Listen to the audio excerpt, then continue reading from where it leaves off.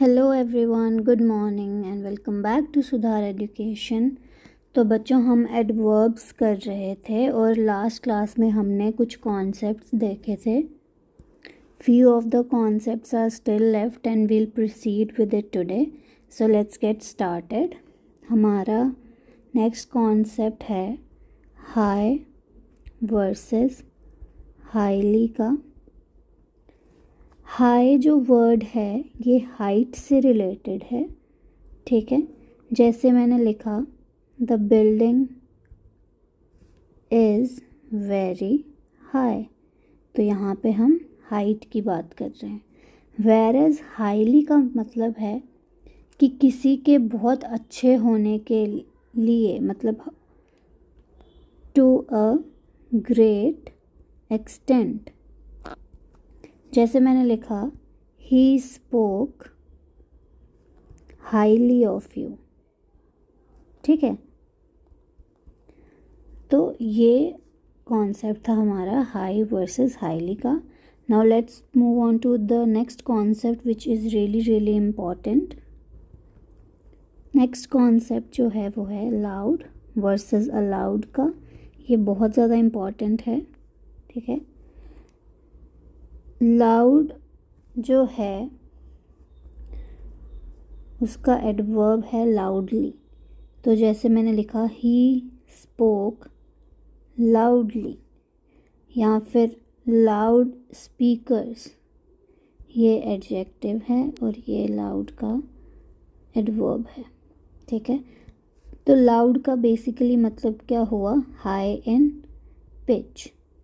वहीं अलाउड की बात करें, इसका मतलब है कैन बी हर्ड या ऑडिबल, ठीक है।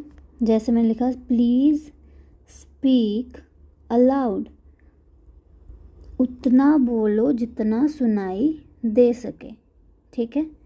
तो ये लाउड वर्सेस अलाउड था, दोनों का डिफरेंस आई होप आपको समझ आ गया होगा।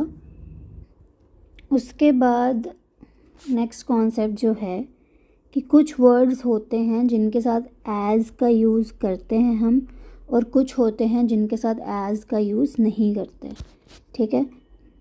सो एज इज़ यूज्ड किन किन के साथ, regard, respect, describe, treat, view, define, portray,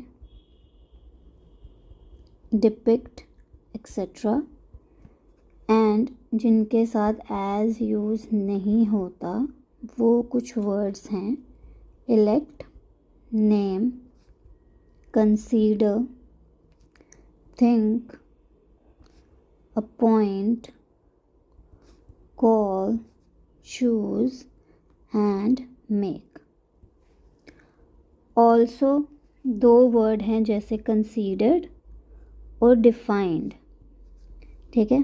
considered and defined हमेशा एग्ज़ाम में पूछे गए हैं, ठीक है। So keep these words in your mind कि कंसीडर्ड के साथ एज का यूज़ नहीं होता, वेरएज डिफाइंड के साथ होता है। तो अगर एरर डिटेक्शन के क्वेश्चन में कभी भी आपको पूछा जाएगा जिसमें कुछ भी लिखा होगा ही इज़ कंसीडर्ड एज, ठीक है, यहाँ आगे कुछ भी दिया है, यहाँ ही इज़, यहाँ लिखा है इट इज़ डिफाइंड एज, तो ये तो करेक्ट होगा, ठीक है, बट ये हमारा गलत होगा, ठीक है। So keep this two words in your mind. फिर हमारा नेक्स्ट कॉन्सेप्ट आता है बीई का। जो बीई की वर्ब्स होती हैं जैसे इज़, एम, आर, वॉज, वर, ठीक है, और कुछ सेंसेशन वर्ब्स होती हैं जैसे हमारी 5 सेंसेशन है टेस्ट, सी, हेयर, स्मेल, टच। तो इनके आगे हमेशा एडजेक्टिव ही यूज़ होगा। सो keep this concept also in your mind. जैसे मैंने लिखा the flowers smell beautifully, the music sounds amazingly. तो बच्चों यहाँ पे ये ब्यूटीफुली और अमेजिंगली गलत है, क्योंकि जैसे मैंने आपको बताया कि इन वर्ब्स के साथ हमेशा एडजेक्टिव का यूज़ होगा। तो ब्यूटीफुली और अमेजिंगली एडजेक्टिव नहीं है। इसको एडजेक्टिव बनाने के लिए हम यहाँ पे लिखेंगे ब्यूटीफुल एंड यहाँ लिखेंगे अमेजिंग। ठीक है, तो be, become, get, grow, keep, make, move and turn. All these words are often modified by adjectives instead of adverbs. ठीक है, जैसे मैंने लिखा she grew impatient, he got impatient। तो ये हमारे एडजेक्टिव है जो प्रोनाउन को देख के यूज़ हुआ है। ठीक है, फिर हमारा नेक्स्ट कॉन्सेप्ट आता है टू। ठीक है, टू के आगे जब भी V1 यूज़ हुई होगी तो इन दोनों के बीच में एडवर्ब ऑफ मैनर कभी भी नहीं आएगा। जैसे मैंने लिखा she decided to quickly finish the assignment. ठीक है, अब इसमें एरर क्या है कि यहाँ पे क्विकली नहीं यूज़ होगा। हमारा सेंटेंस जो करेक्ट होगा वो होगा she decided to finish the assignment quickly. ठीक है, तो ये हाँ ये टू था हमारा और ये first form of the verb थी। इसके बीच में कभी भी एडवर्ब नहीं आएगा, वो हमेशा एंड ऑफ द सेंटेंस में यूज़ होगा। ठीक है, तो ये कॉन्सेप्ट था। नेक्स्ट जो बहुत ही इम्पॉर्टेंट कॉन्सेप्ट है वो है इन्वर्जन का concept. This is a very important concept. जैसे मैंने स्टेटमेंट लिखी आई एम टीचिंग और वहीं मैंने एक क्वेश्चन भी लिखा एम आई टीचिंग। अब इन दोनों में क्या डिफरेंसेस हैं? सबसे पहला डिफरेंस तो फुल स्टॉप और क्वेश्चन मार्क का है। ठीक है, फर्स्ट डिफरेंस हमारा ये है। दूसरा डिफरेंस जो हमारा है कि यहाँ पे पहले सब्जेक्ट का यूज़ हुआ है और फिर हेल्पिंग वर्ब का, वेरएज क्वेश्चन में हेल्पिंग वर्ब पहले यूज़ हुई है और फिर सब्जेक्ट। तो ये हमारा सेकंड डिफरेंस हुआ। ठीक है, तो क्वेश्चन में हम देख सकते हैं कि इन्वर्जन हुआ है सेंटेंस का। ठीक है, तो स्टूडेंट्स एडवर्ब जब स्टार्ट ऑफ द सेंटेंस में यूज़ होता है तो इन्वर्जन होता है और वो इन्वर्जन दो टाइप्स का होता है। पहला पार्शियल, ठीक है, and second one is complete inversion.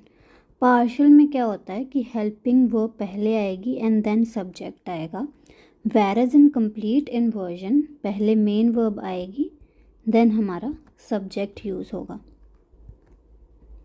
कुछ एडवर्ब्स जो हैं वो हैं seldom, no sooner, scarcely, never, rarely, hardly, so, never, only then,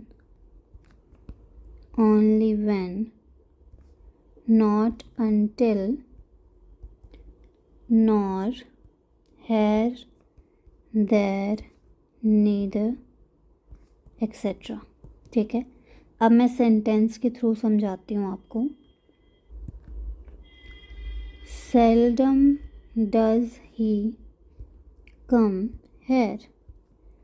seldom यहाँ पे एडवर्ब है, डज जो है वो हेल्पिंग वर्ब है, ही हमारा सब्जेक्ट है, कम जो है वो मेन वर्ब है और हैर रेस्ट। ठीक है, तो ये जो है ये पार्शियल कन्वर्जन का सेंटेंस है।